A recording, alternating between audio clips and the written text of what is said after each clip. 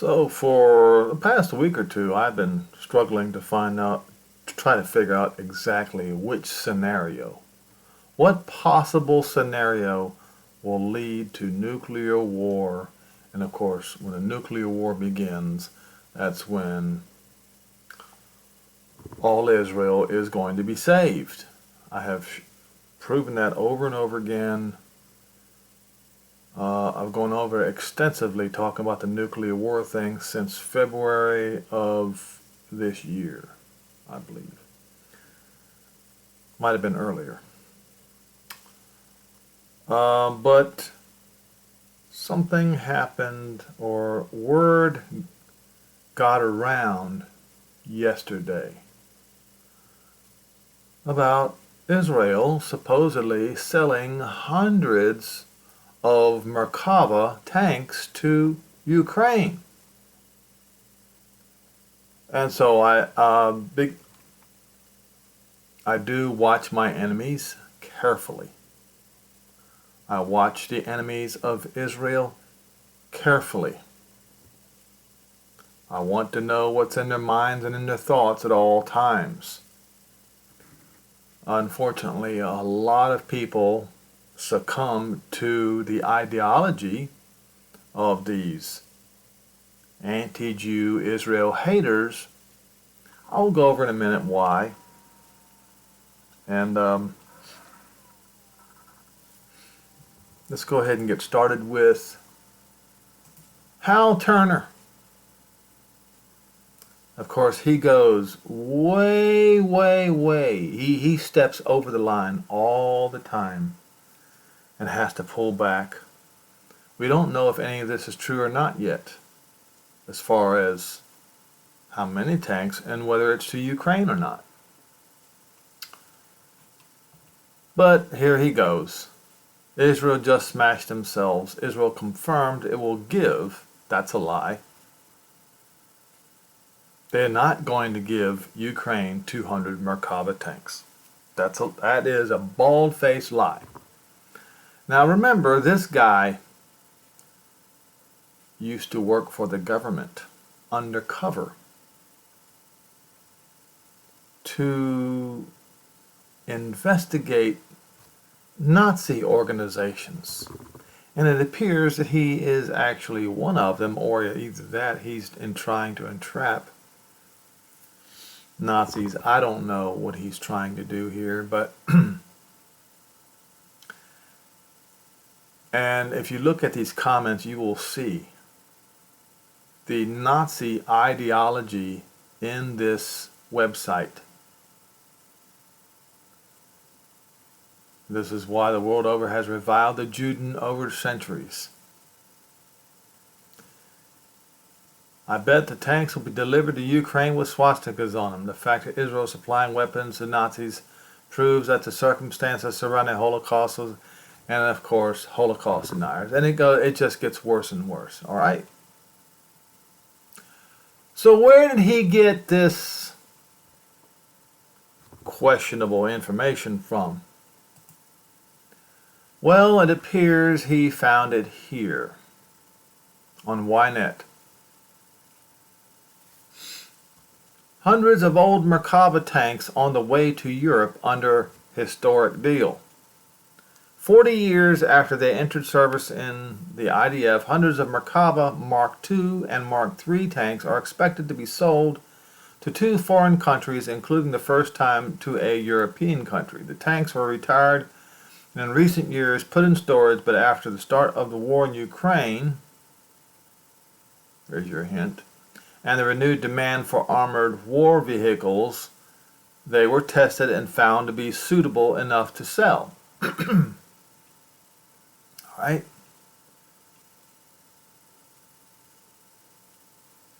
And so that's all I need for on this particular article. Let's get into a little bit more meat and potatoes.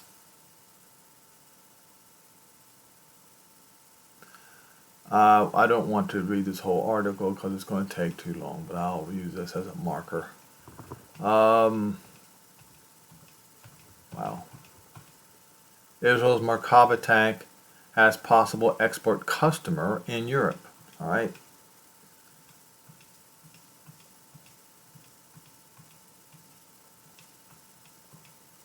Okay. Interestingly, in his recent interview, SIBAT head Kulas highlighted the speed with which Israel could supply retired Merkavas as a key selling point. The world is chasing systems, and production processes require time, and not everyone has time to wait. At the same time, it is worth noting that the Israeli government has been very reticent to provide explicit,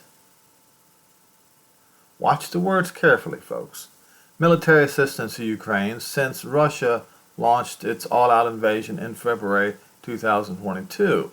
Israeli authorities announced a policy shift of sorts in March, but stressed that approval would only be granted for sales of defensive systems like those used to protect against drone attacks. A tranche of classified U.S. government documents that recently emerged online includes one that indicates American officials believe that Israel could be pressured into changing its position further. Pictures have also been circulating online in the past week or so claiming to show a Ukrainian soldier with an Israeli-made Spike anti-tank missile launcher, but the circumstances surrounding those images remain unclear and unconfirmed. Okay, you can see them right here. Okay.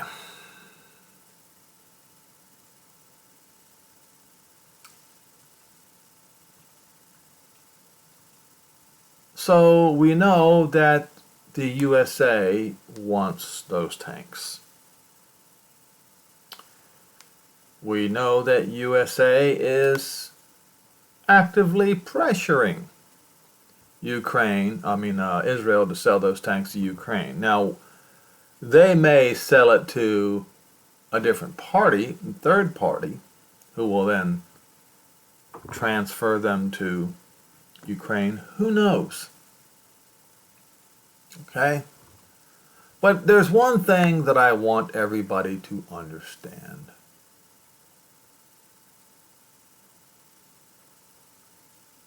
The vast majority of Jew haters have Christian origins. I have proven that over the past 8 years, time and time and time again.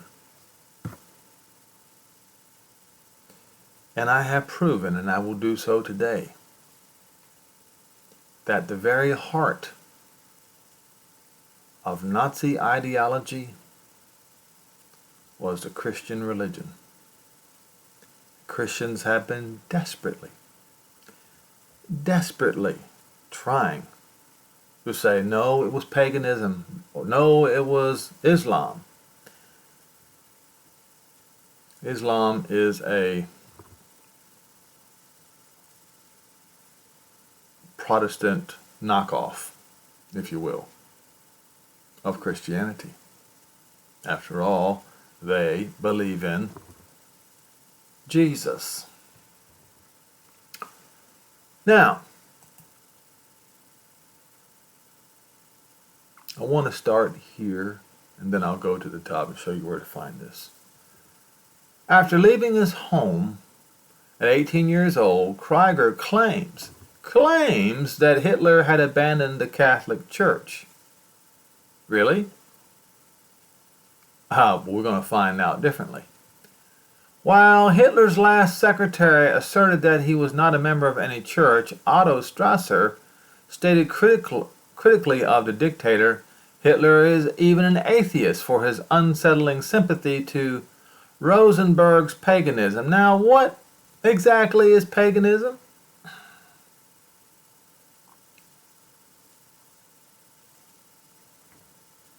Try to explain to you that the origin of Jesus was on the island of England, Scotland, etc. The Druid idol, Jesus Christos. I have shown you the origins. And it is a ethnic idol. Just as Gott is an ethnic idol of the Germanic peoples and also the British. Paganism is a term used in the 4th century by early Christians for people in the Roman Empire who practiced polytheism or ethnic religions other than Christianity. Ethnic religion.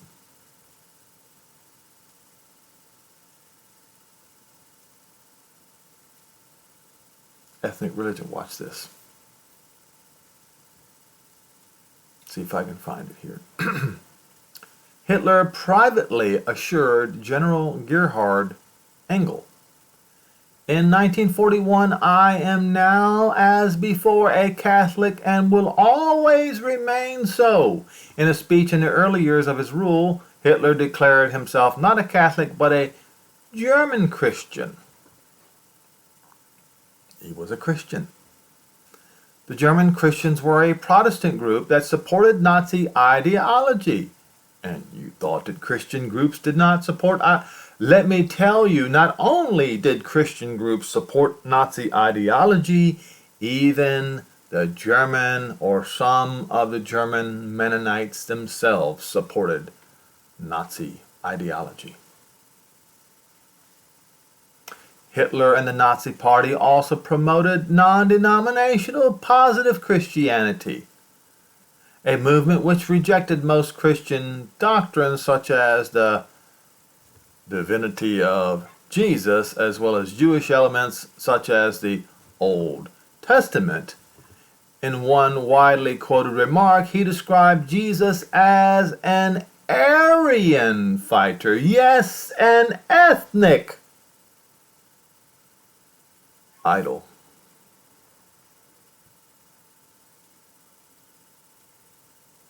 And the way people make their graven image of him or their printed image of him makes him an ethnic idol, because no Jew dresses like that ever.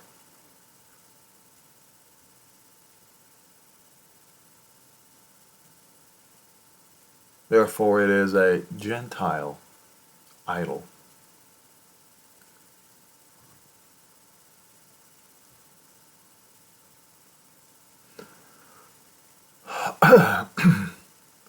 Who struggled against the power pretensions of the corrupt Pharisees and Jewish materialism. Hitler spoke often of Protestantism and Lutheranism. Yes, he did, because he got one of his slogans from Luther himself, stating, "Through me, the evangelical Protestant church could become the established church as in England. And the great reformer Martin Luther has the merit of rising against the Pope and the Catholic Church." Hitler's regime launched an effort toward coordination of German Protestants into a joint Protestant Reich Church. This was resisted by the Confessing Church. The others didn't resist.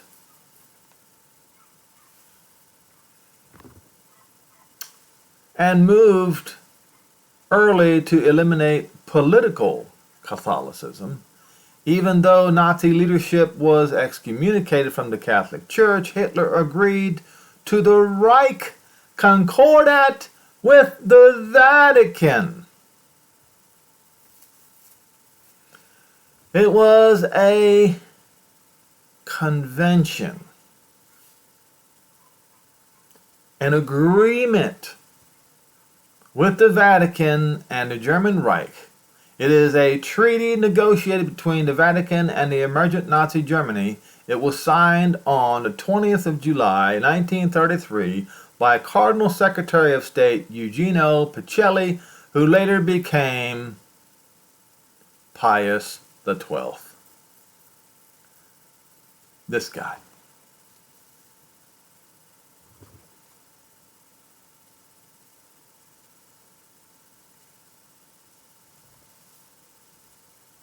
Ratified the 10th of September 1933, it had been in force from that date and onward. Guaranteed the rights of the Catholic Church in Germany. When bishops take office, Article 16 states that they are required to take an oath of loyalty to the governor or the president of the German Reich, established according to the Constitution. And there, folks, it is undeniable. Catholic Church and Nazi Germany are one in unity. Now, more evidence that Christianity is responsible for perpetual hatred of the Jews and attempted extermination of the Jews is in this Wikipedia article about the Judensau. I have gone over this many, many times. You should look at it yourself. And these graven images of a sow with Jews supposedly sucking from its tits and a rabbi reaching, or on this side right here, a rabbi reaching in its hind parts to look for the Torah. This is an abomination which will not be forgiven, that the Christians in Europe since 12 or 1300s, that means the Christians, their ancestors, their descendants in the United States was also responsible for this. 1230, or the dating to about 1210. The earliest examples of stones dates to 1230 is located in the cloister of the cathedral at Brandenburg. And then around 1870, the woodcut images appeared. Then in popular prints, often with anti-Semitic commentary. All right. And we have the city of Wittenberg, and I've gone, for those of you who've been listening to this YouTube channel, please bear with me, because I know you heard this over and over and over again. This is for any new listener. The city in Wittenberg contains a Judensau in 1305 on the facade of the Staatskirche, the church where Martin Luther preached. It portrays a rabbi looking under the sow's tail and other Jews drinking from its tits. An inscription reading Rabbini Shem HaMeforesh, gibberish, which presumably bastardizes Shem HaMeforesh. What is Shem HaMeforesh?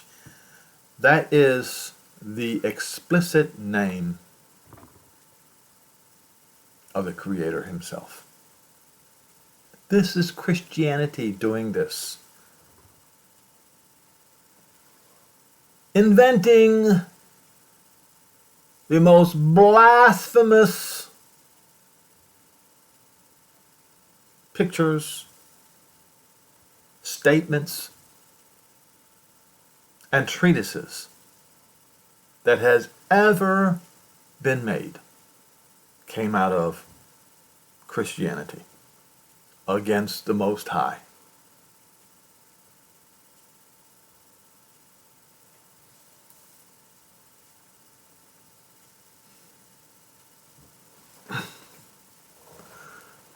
Now,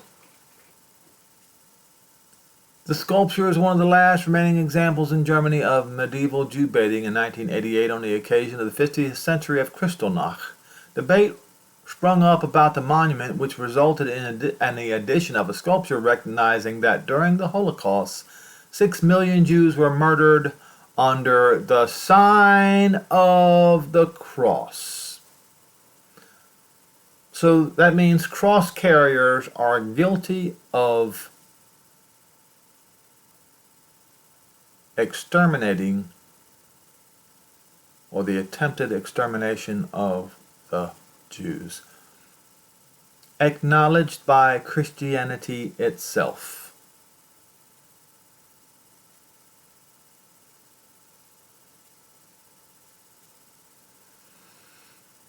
Now, in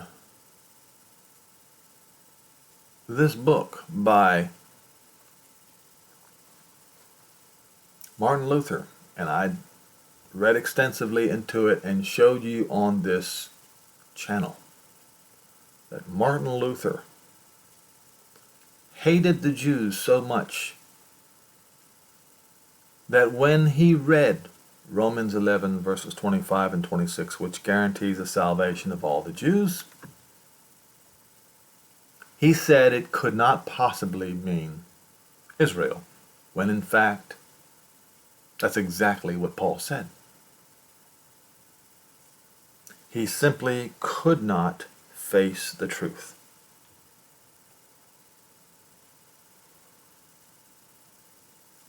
And this man, Martin Luther, is the father of Protestantism. So I don't care which way you go in Christianity, you will always run into this evil. Now,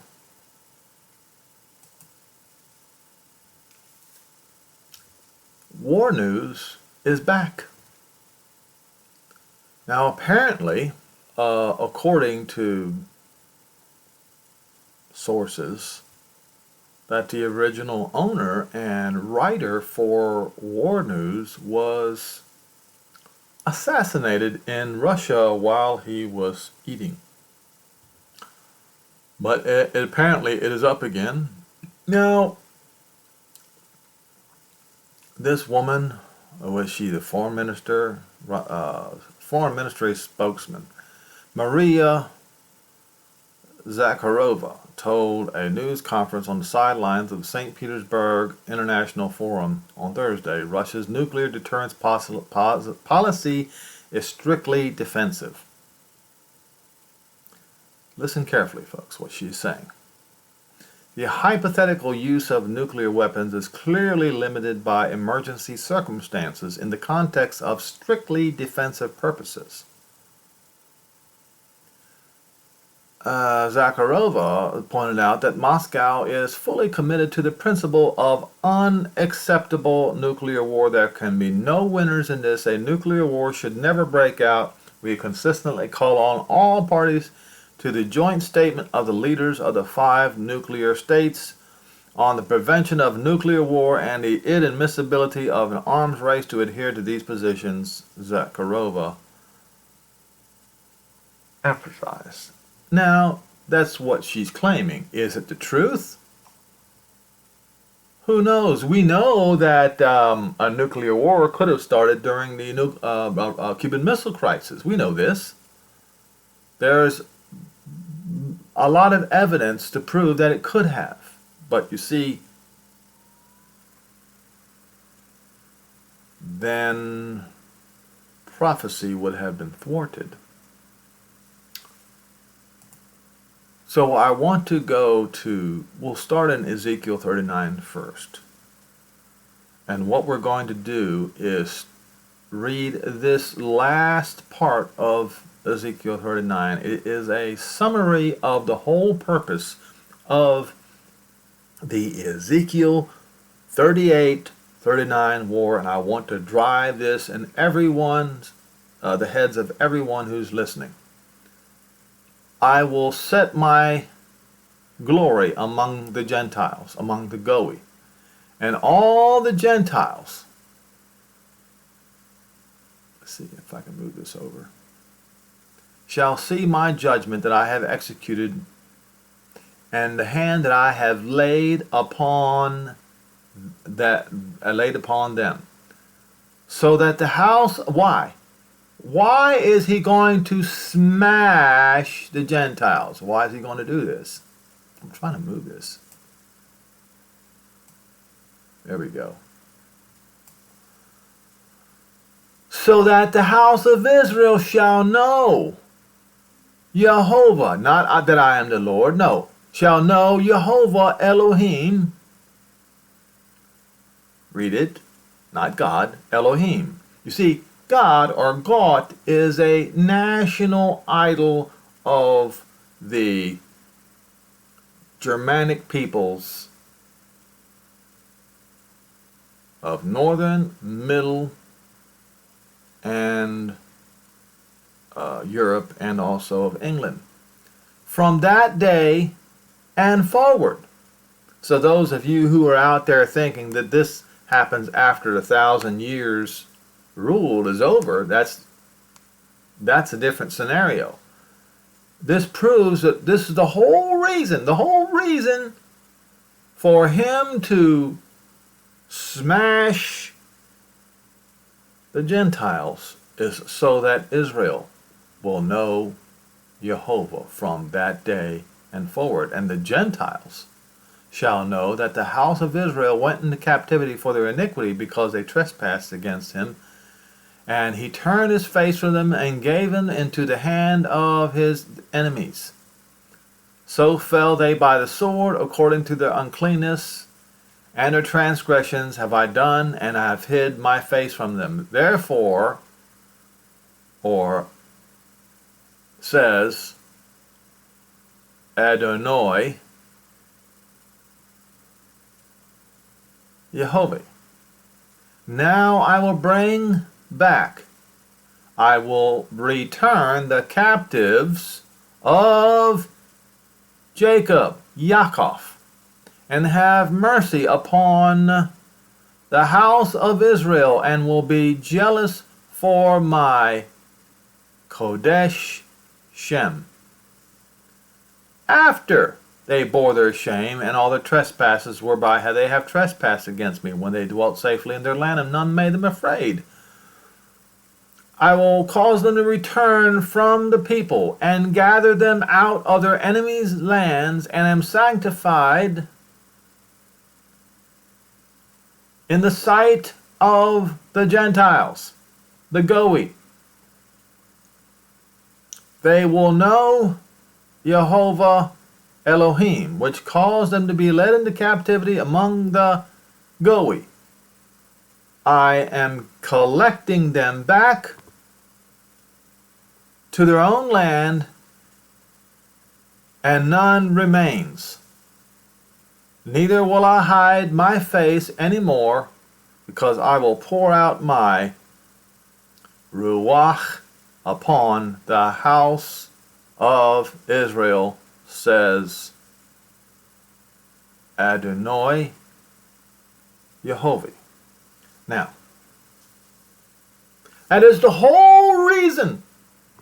This right here, this section is the whole reason for Ezekiel 38 and 39.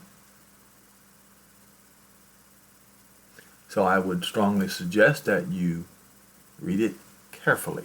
Now we will go back to Ezekiel 38 and read carefully. The word of, not the Lord, Jehovah came unto me, saying, Son of man, set your face against Gog. Now, in English and in Russia, Gog is actually George. The emblem of Gog, or George, is actually on Russia's military hardware, and one of the stripes that's on their soldiers.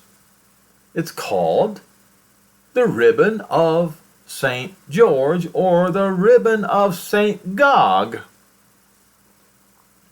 You can look it up, and it's also the colors of fire that are on the breastplate of Russia's Yars ICBM launchers, described in Revelation 9 verses 17 and 18. The land of Magog, Rosh, which means head, captain of Meshech, some people say that's Moscow today, and Tubal. Tubal can be, there's several Tubals. One of them is in Georgia, and Georgia is also named Gog. And prophesy against them, saying, Adonai, Jehovah says, Gog, Rosh, prince of Meshech and Tubal, you will return. Or maybe I will return and put hooks into your jaws. Now, Jehovah did something. He actually put thoughts in the mind of Pharaoh. After all these plagues that Pharaoh suffered, he was going to lead Pharaoh into the Red Sea to drown.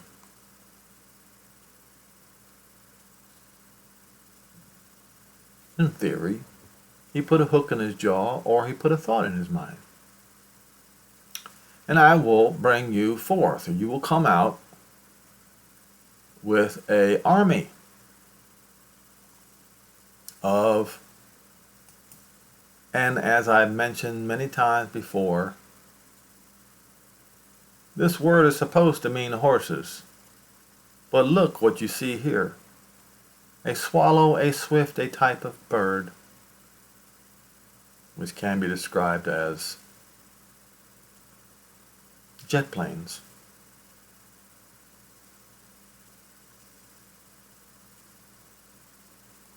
The second definition is horse. You see? And Parash, all of them clothed with all sorts of armor, a great company, with bucklers, shields, all of them handling, it says, a sword. It can also be a tool.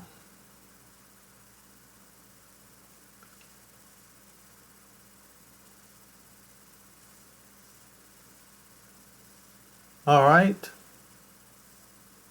You can theoretically, just as you call a sword a sidearm, you also can call a gun a sidearm. Anyway, but he's speaking in present terms in those days. Persia, Cush, Put, all of them with shield and helmet. Gomer. I told you before, I've mentioned this before. We do not know how much of Gomer is going to participate in this. We don't. It just says Gomer.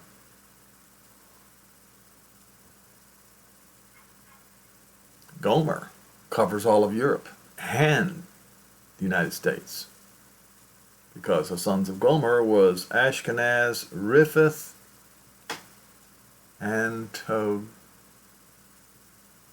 I know it was Ashkenaz and Riphath, I think Togarmah as well. The house of Togarmah of the north part, and Turkey, some parts of Turkey claims to be the house of Togarmah, and so does, but But you see, the Russians have been in Turkey. You see, but what we know is from the north, from the far north. Okay, be prepared. You know, your company that are assembled into and watch over these people. So they are aligned, and this Gog, Rosh, Prince of Meshech and Tubal, is their watch over men, the big brother, if you will. Prepare yourself and your company that are assembled, and after many days you shall be visited. In the last days you shall come into the land that was taken back. Is the land taken back? Yes, it is. With a sword. Was it taken back with a sword? Yes, it was. And is gathered out of many people against the mountains of Israel. Now, are all Israel gathered out of these many people? Nope, not yet. Not yet. But the ones who are there were gathered out of many people. Sorry, my leg is hurting, so I got to set it on something so this desk might move around a little bit. Against the mountains of Israel, which have continually been a desolation, a ruin. Are the mountains of Israel today are still a desolation and a ruin? No. Brought forth out of the Gentiles, dwelling safely. You will ascend and climb and come like a storm. You shall be like a cloud to cover the land, you and your bands and many people with you. Says Adonai Jehovah, it shall come to pass that at that time things shall come into your mind, and you shall think an evil thought, and you will say, I will go up to the land of unwalled hamlets, of Prasa, which means an open region, not unwalled cities. No. It is an open region. What is that? That is northern Israel, especially the Golan Heights. That is the place of unwalled hamlets. To go to them that are quiet and undisturbed, that dwell safely, dwell without walls, neither having bars nor gates. In northern Israel, there are no walls and bars nor gates. To take a spoil and to take a prey and to turn upon the desolate places. Now, you see, folks, part of what the enemies of Israel have been doing is they've been chanting a slogan back to the 67 borders. Okay? And recently, even China has joined the statement. China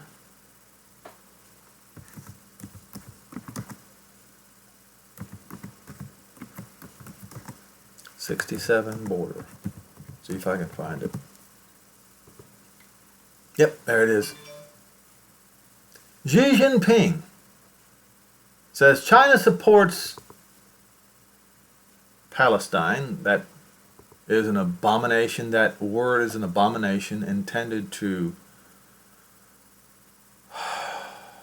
drive the name of Israel from off the face of the earth forever and ever. That's what the name Palestine was intended for.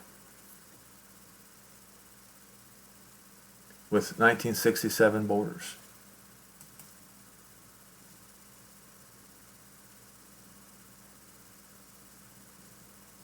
Maybe I should go to Reuters. China willing to help foster Palestinian peacemaking with Israel. But it's always about 67 borders, isn't it? June 14th, when was that? 2 days ago. And I've been blocked here. I guess I've got to go back to the other one then.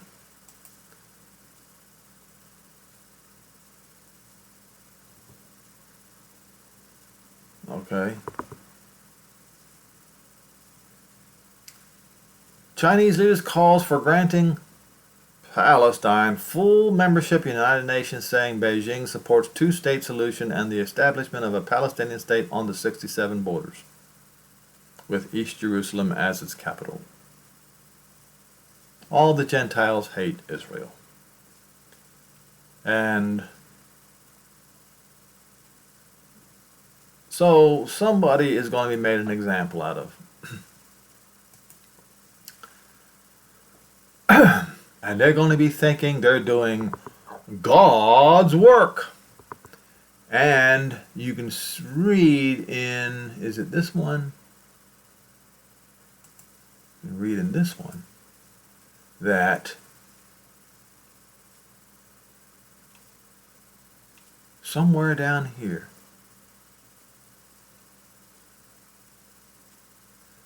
Alan Bullock wrote that Hitler had been raised Catholic, but though impressed by its organizational powers, repudiated Christianity. No, he did not. You know, see, these people, they lie on what he considered to be irrational moral grounds.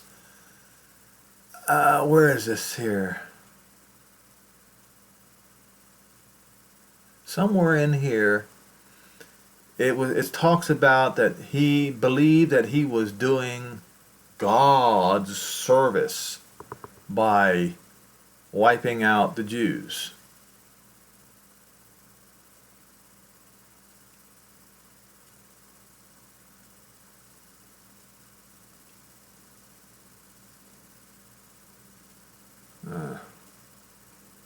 It's in here somewhere.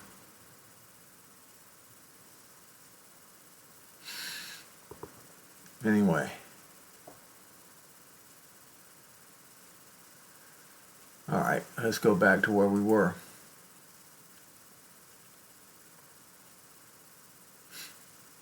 Sheba, southwest Arabia, and Dedan, and the merchants, the capitalists of Tarshish, with all their young lions, all the colonies of Tarshish, Spain. Thereof shall say unto you, are you come to take a spoil? Have you gathered your company to take a prey, to carry away silver and gold, to take away cattle and goods, to take a great spoil? Therefore, Son of Man, prophesy and say unto Gog, Adonai Yehovah says, in that day when my people of Israel dwell safely, shall you not know it?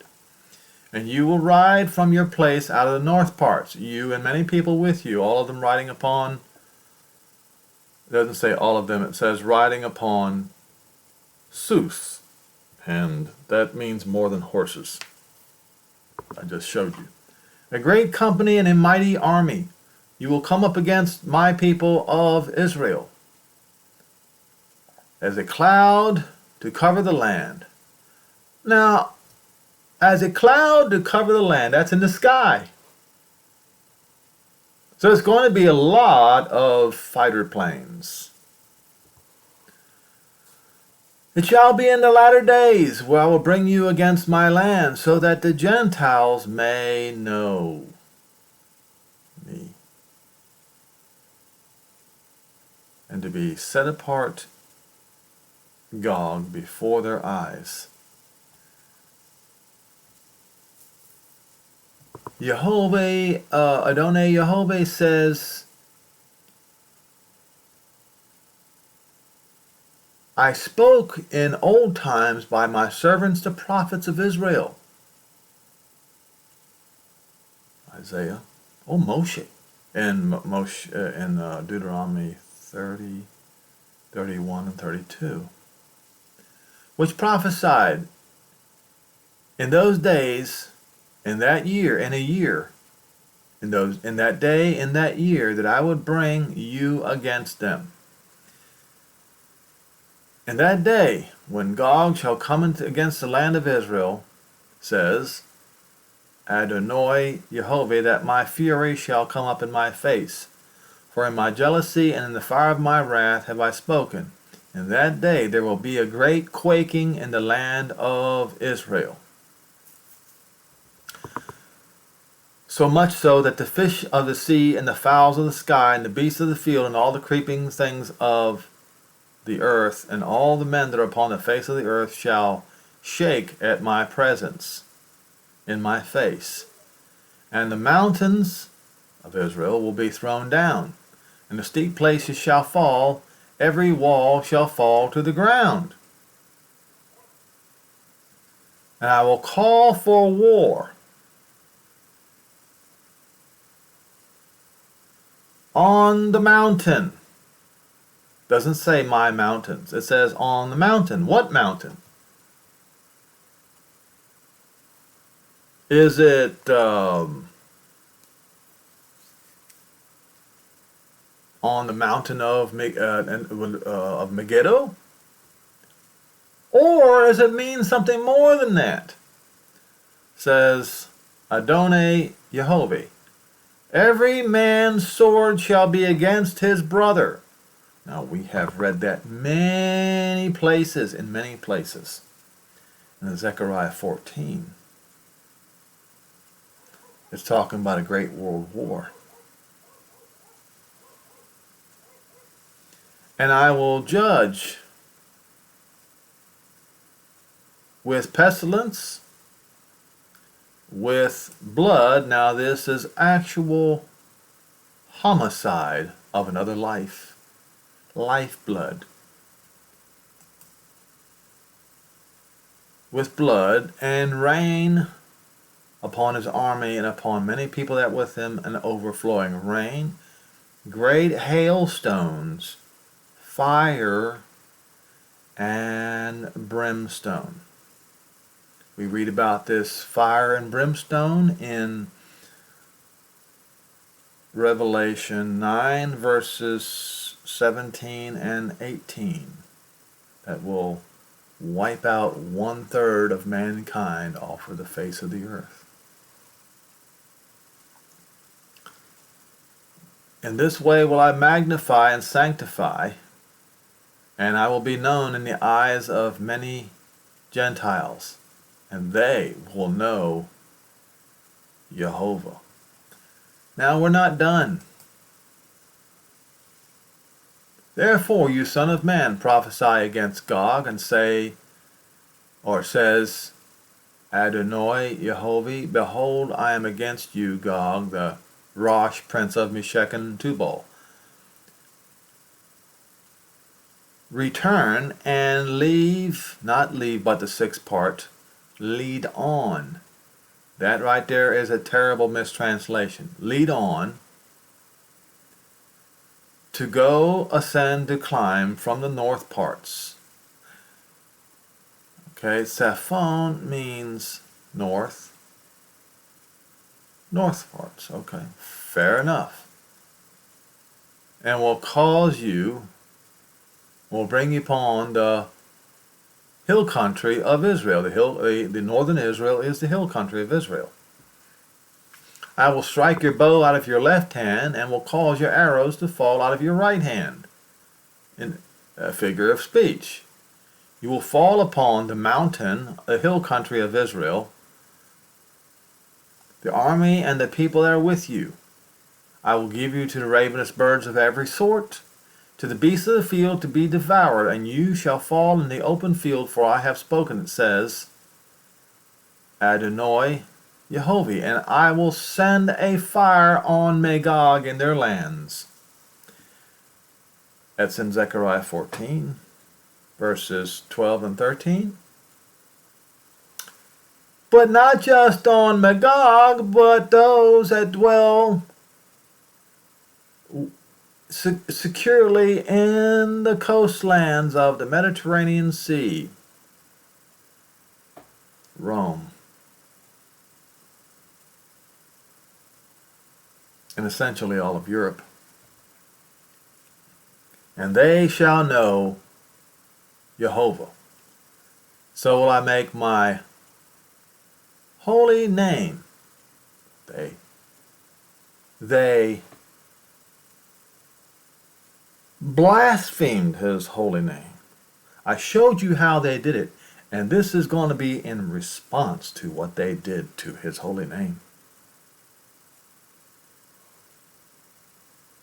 Known in the midst of my people Israel. And they will not pollute my holy name anymore, and the Gentiles shall know Jehovah is the Kadosh, the Holy One of Israel. Not your false idol, God, your ethnic idol, God, or Jesus. It has come, and it's going to happen. So it has come and it is done, says Adonai Yehovah. This is the day that I have spoken about. That's the day. That's the time. Okay? And it goes in the description how they're going to use all the military hardware for fuel. There's going to be probably tankers and tankers and tankers of fuel.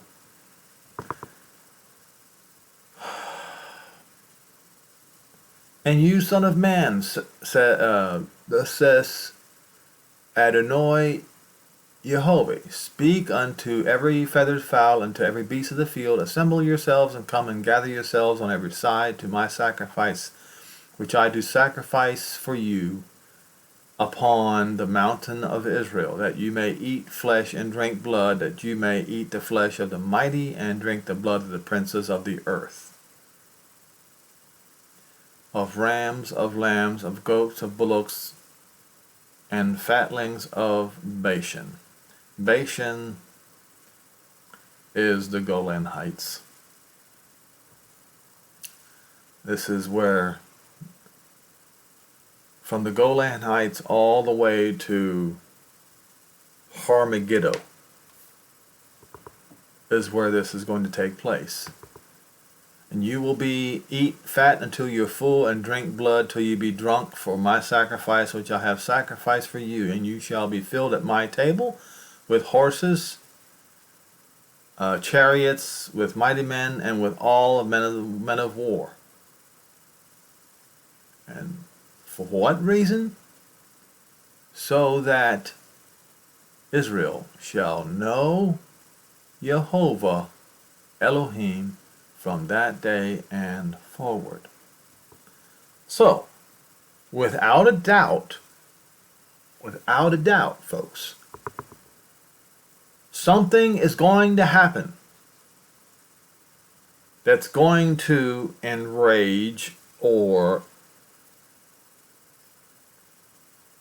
cause the people of the north, some believe it's Russia, and for all intents and purposes it seems to indicate so, that is the truth, that is the case, to bring down their Christian religion and their unrighteous indignation against the Jews, as Christians have always done, but this time they're going to screw around and find out.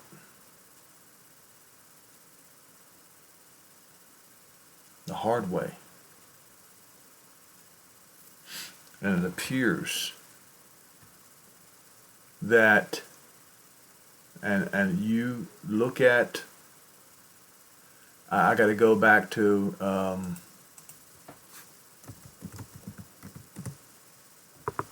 Zechariah 14.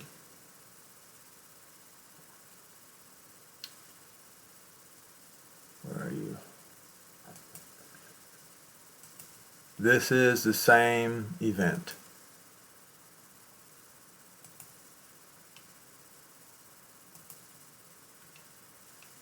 You see, you got to understand Israel does have anywhere from 80 some to 300 nukes. And you think, now of course, I'm not saying that Israel is going to launch nukes, but something is going to happen to the Russians or to the invaders that's going to cause them to launch nukes against Europe and probably the US as well.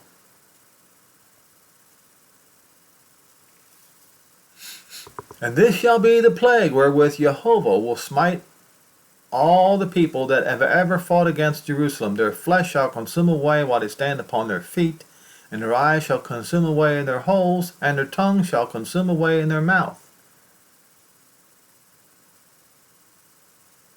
That's nuclear energy, folks.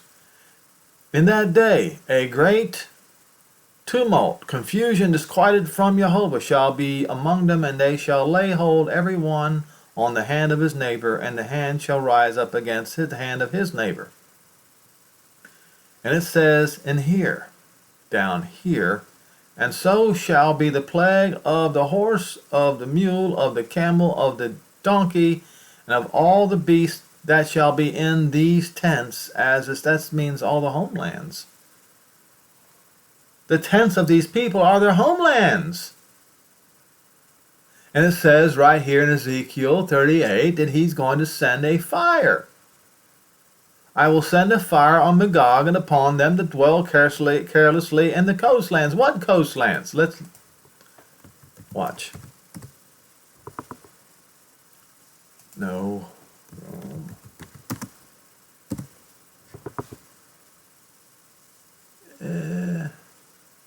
Maps.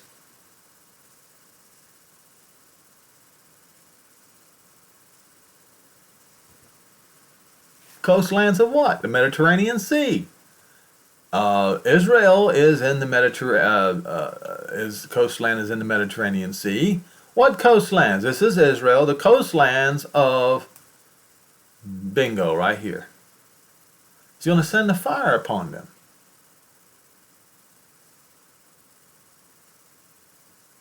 And upon Magog. Zechariah makes it appear that it is a great world war, every man against his brother and every man against his neighbor. Okay? Then you have Revelation 9 verses 17 and 18 describes very eerily the Yars mobile ICBM launchers and the colors that are on the breastplates of the weapon itself.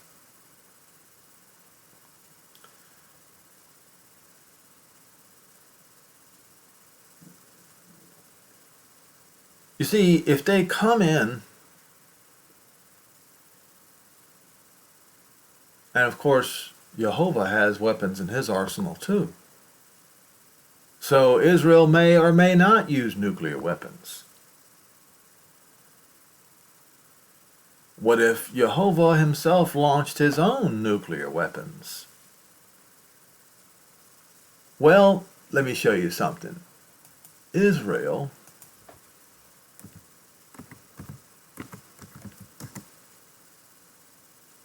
was it aligned with the U.S.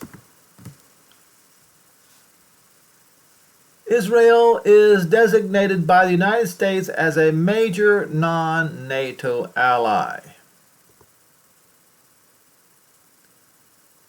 If something like a nuclear weapon fell and devastated Russia, Russia would then use their nuclear weapon as Minister Yakarova said. The Russians say it over and over and over again. Can only happen in extraordinary circumstances. It will would be possible only for defensive purposes. Jehovah could launch his own on Moscow, and Moscow then would launch the dead hand. You need to go and study Russia's dead hand.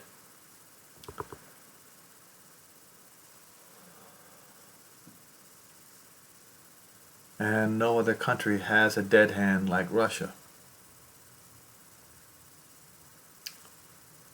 So,